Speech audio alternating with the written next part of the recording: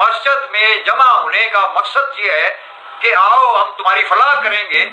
لوگ تو آتے ہیں مسجد میں، مگر لوگوں میں بھی یہ جو ہے ضرورت نہیں ہے کہ وہ پوچھیں کہ وہ جی فلاح کا نظام کدھر ہے، ہم جو ہے ایک دوسرے کی فلاح کریں.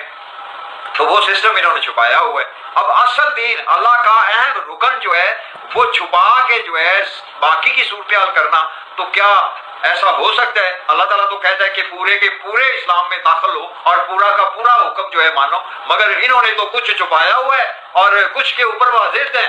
مثال کے طور پہ سورۃ انعام 159 کے اندر جو ہے اللہ تعالیٰ واضح کہہ رہا ہے کہ جنہوں نے اپنے دین کو ٹکڑے ٹکڑے کر رکھا ہے، الگ الگ جماعتوں میں ہوں گے، ان کا آپ سے کوئی تعلق نہیں ہے. اب اس سے یہ چیز ثابت ہوتی ہے کہ یہ جو اپنے اپنے ٹریڈ مارک بنائے پھر رہے ہیں، پگڑی داڑھی اور جو ہے وہ مطلب اپنے اپنے رنگ، اپنے اپنے الفاظ، یعنی یہ جو گروہ ہوئے پھرتے ہیں اصل دین سے ہٹ کے، تو یہ تو جو ہے دین سے خارج ہے.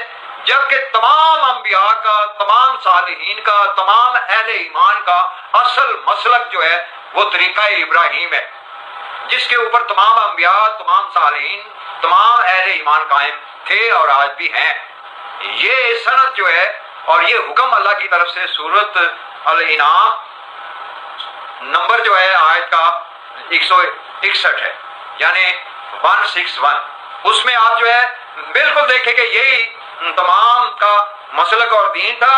اور اس کے علاوہ ساتھ میں اگر کسی نے بے سند اپنا کوئی مسلک رکھا ہوا ہے، اپنا کوئی طریقہ رکھا ہوا ہے، تو وہ شرک میں شمار ہوتا ہے. اب کیا ثابت ہوا کہ یہ دین سے خارج بھی ہیں اور مشرک بھی ہیں.